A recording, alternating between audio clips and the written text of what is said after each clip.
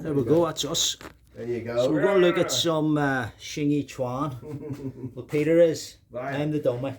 Oh, dummy today, very good. So it's just the principle of Hsing Yi, even if we just do wood as a basic, Okay. is when we practice, when Sean comes in to punch the wood, he wants to step in with his whole body and his whole body together, shoulders step in. So as you come in, you want to step in, and basically he just wants to take where I was standing, my space. And again, whenever I'm coming in with wood, I want to come in and take where Sean was standing with my space. So this one basically is just teaching you that when you hit with your body, you step in and everything comes as one. And then when I return back, I step in and everything returns as one. The importance is the shoulder and the hip all come together. So when I step in, shoulder and hip move as one. So even if I don't punch, as I come in, shoulder and hip hit as one. Never let the shoulder go first and then the hip, because there's no power in it. And never let the hip go first and the shoulder, because again, there's no power. You're like a broken man. So as I come in, everything boom steps in as one. When you practice that, then what you want to do, instead of coming in a straight line, we step off with the back leg and then come in to the side. So we're attacking. So whenever Sean comes in, he'll step out here and then step in towards my side, which forces me to turn to do the block in. And then when I return it, I'll step out and then come in to the side, and it forces him to block. So eventually you should end up going around in a circle. Here, if I just keep going, I just go round in a circle. So you go from the Hsing Yi straight line to the Hsing Yi circle for the fighting. And it's just so you learn that straight line is very important, but circles are also very important. So again, that's where you build your power, starting off. Yes, again, straight line is just power. So from here, if I come, again, you just go into position, hand cover, shoulder on here. And to build up power, and you just want him to step in. So you just step in, just dead.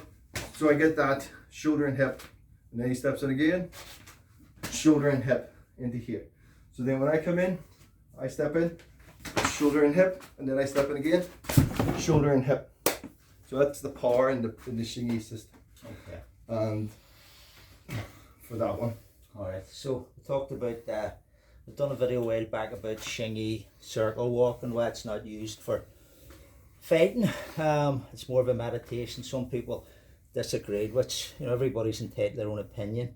But try it out yourself, see how effective it is. But so, what first turn the Hsing Yi Chuan, or sorry, the Bagua. The Bagua. So if you the first turn is just, well, you can't really see it with it's all the footwork. But the whole point of Hsing Yi walking the circle is because it is a meditative practice. That's all it's there for, is to calm your mind and your body and just to practice walking in a circle. Some say when you walk in the circle, if technique or something pops into your head, that's when you would do it, practice it, and then you start to walk in this circle in the opposite direction.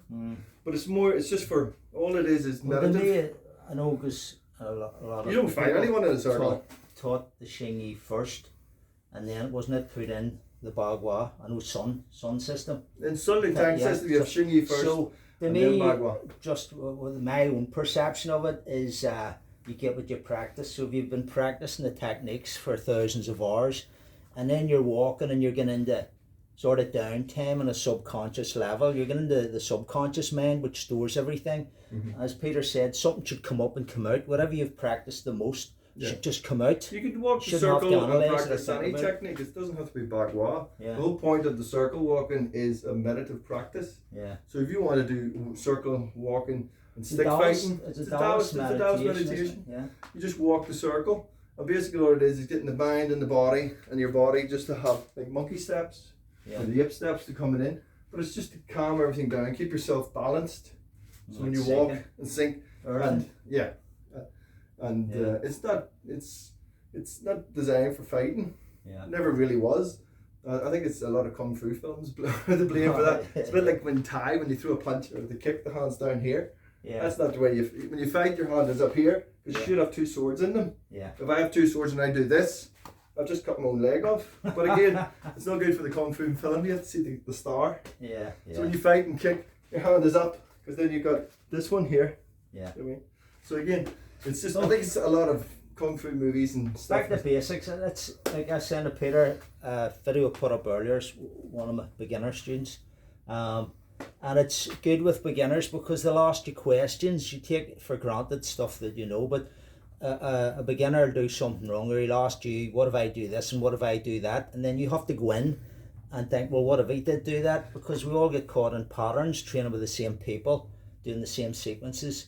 And that's why when you get a beginner in the class, you usually hit you a slap in the mouth.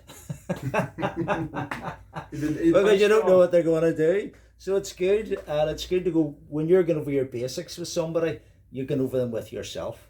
So yes, that's it. There you go. That's it for today.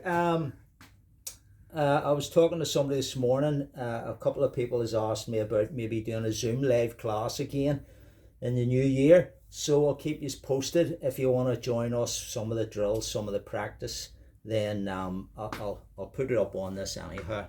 And wherever you are, you can train away with the drills, showing you and answer questions as best I can.